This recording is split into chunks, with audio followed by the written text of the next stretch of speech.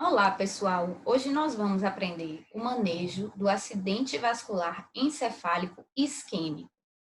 E a gente vai entender que tem pontos cruciais que podem modificar o prognóstico desse doente, né, a médio e longo prazo, a depender da nossa conduta ser adequada ou não nesse momento.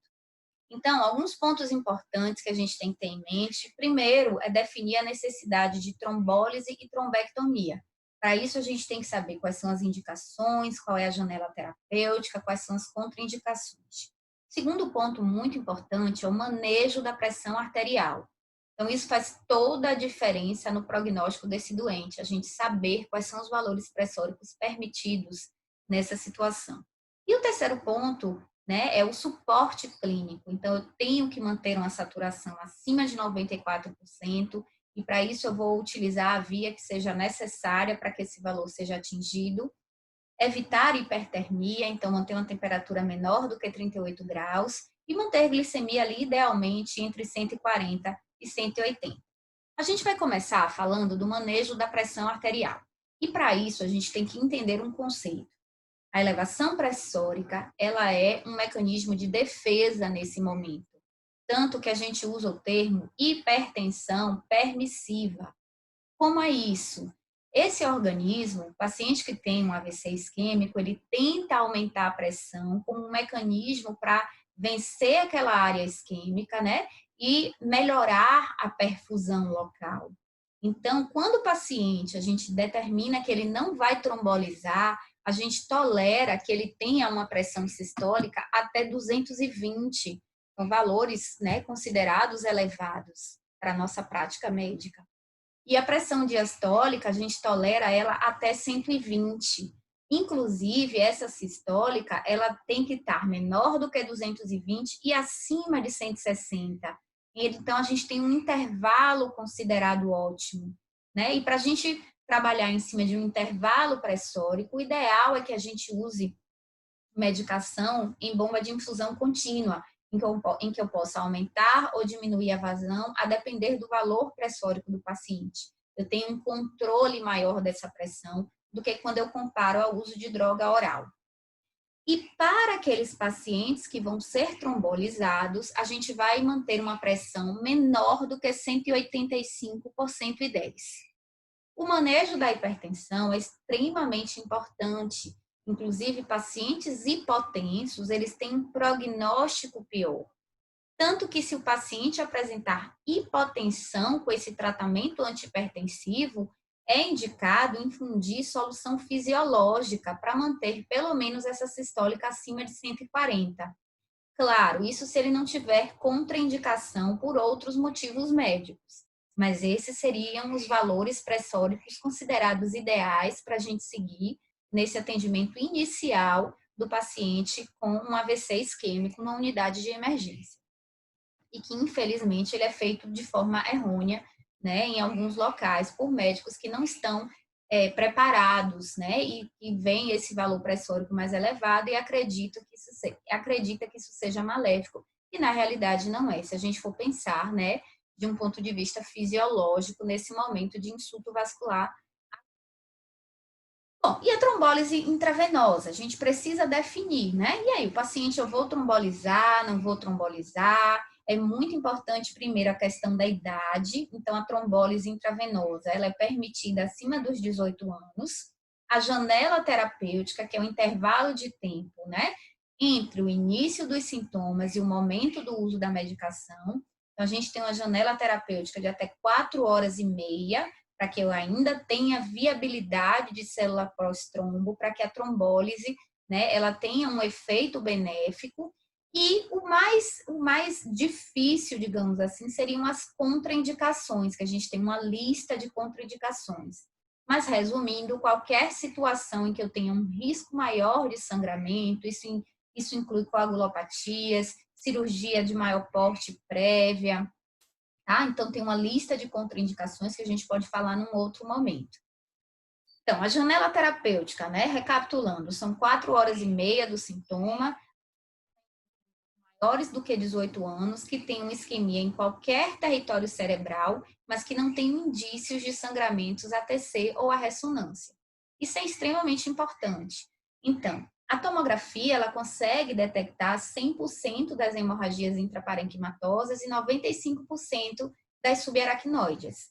Então, tem 5% dos pacientes que podem ter hemorragia subaracnoide e que a tomografia apareça normal. Por isso, é muito importante nosso exame médico, né? Se eu tenho indício de sangramento, se eu tenho sinal de irritação meníngea, a gente contraindica esse procedimento. Se idealmente eu conseguir fazer uma ressonância, ótimo. Se eu não conseguir fazer a ressonância, a gente contraindica na suspeita clínica de sangramento, mesmo que a tomografia tenha dado normal, por conta desses 5% que a gente pode deixar passar a tomografia. A trombólise, ela mostrou redução de sequelas e é extremamente importante, né, a gente medir glicemia para esses pacientes, lembrando que a hipoglicemia pode simular, inclusive, sintomas, né? Pode simular um AVC nesses pacientes. Então, a medida glicêmica ela é extremamente importante, evitando tanto hipo quanto hiperglicemia. E os exames para análise de coagulação, a gente faz apenas em casos selecionados por conta da questão de tempo, de não perder tempo. Então, eu avalio o paciente, se eu suspeitar de alguma alteração de coagulação, a gente aguarda o exame, senão a gente pode fazer a trombectomia, que é a retirada do trombo. Idealmente, ela deve ser realizada até 6 horas nos centros que têm uma estrutura para isso, mas ainda existe a possibilidade dela ser realizada entre 6 e 24 horas, se eu tiver sinais clínicos e radiológicos, né, indicando que ainda tem viabilidade tecidual significativa naquele paciente. Então, em casos selecionados, a trombectomia pode ser realizada entre 6 e 24 horas. E com relação aos trombolíticos, a gente dá preferência a usar o RTPA, que são os ativadores do plasminogênio tecidual recombinante. Ele tem um risco menor de sangramento do que quando a gente compara com a streptokinase.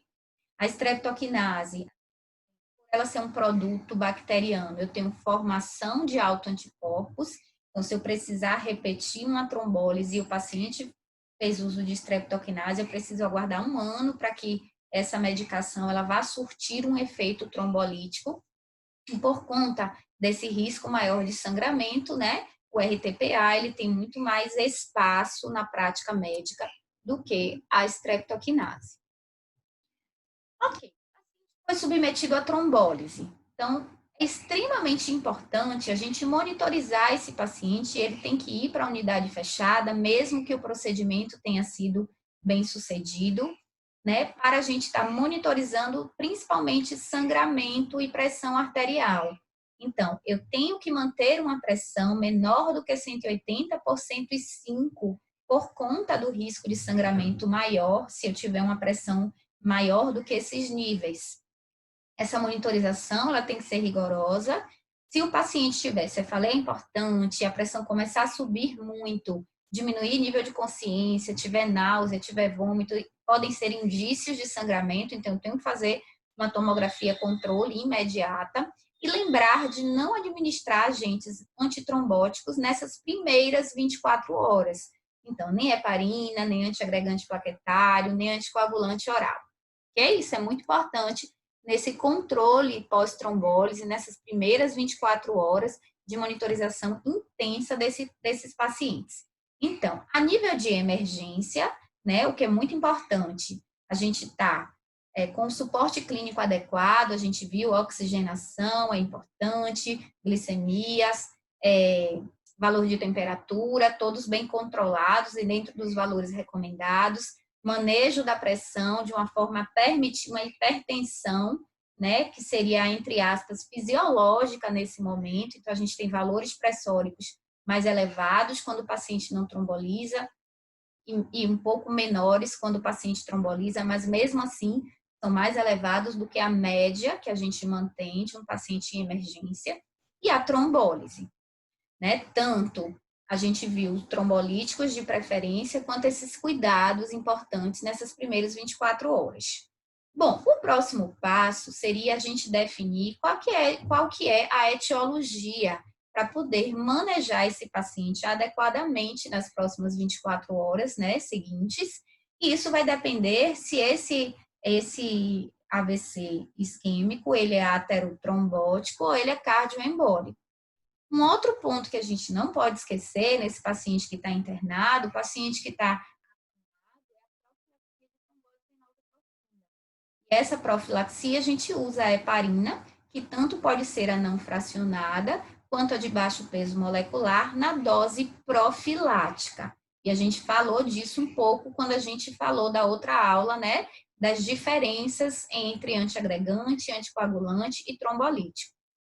Então, a gente usa a heparina profilática para evitar TVP nesses pacientes internados, nos pacientes acamados. E se o AVC for aterotrombótico? Se o AVC for aterotrombótico, a gente lembra, o paciente tem doença de vaso. Então, eu imagino o paciente com placa que pode estar tendo ruptura, que pode estar tendo fissura, e aí entra a dupla de sempre para a doença de vaso, estatina e antiagregante. Então, a gente dá prioridade ao ácido acetil salicílico e a estatina, se o paciente ele já vinha usando, eu vou manter. Se o paciente não vinha usando, a gente coloca após as primeiras 48 horas. Se eu tenho contraindicação AS, eu uso clopidogrel, ok? E se o paciente tiver um AVC cardioembólico, né? Normalmente o cardioembólico está associado com a fibrilação atrial.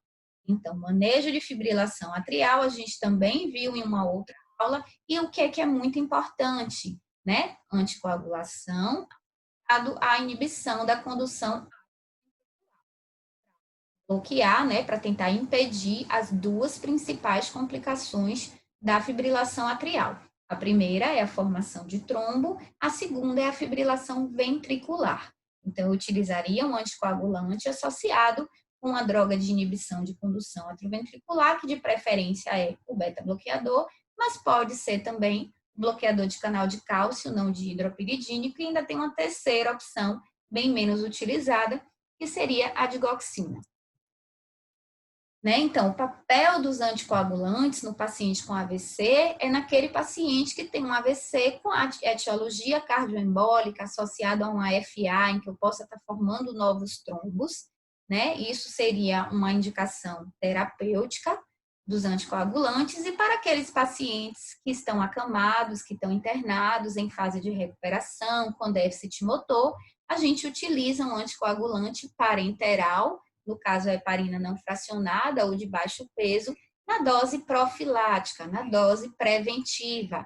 E para isso eu não preciso de exame laboratorial para monitorizar esse paciente em uso de heparina. Bom, esses eram os principais aspectos importantes, né, no manejo do acidente vascular encefálico isquêmico. Lembrar que a reabilitação precoce ela é muito importante, para isso a gente precisa de uma equipe multidisciplinar, de fisioterapia, de fono, de terapia ocupacional. Esses pacientes eles têm taxas mais elevadas de depressão, porque são pacientes que eles são retirados, né, das suas atividades habituais de forma abrupta, então é extremamente importante esse apoio psicológico nessa fase de reabilitação.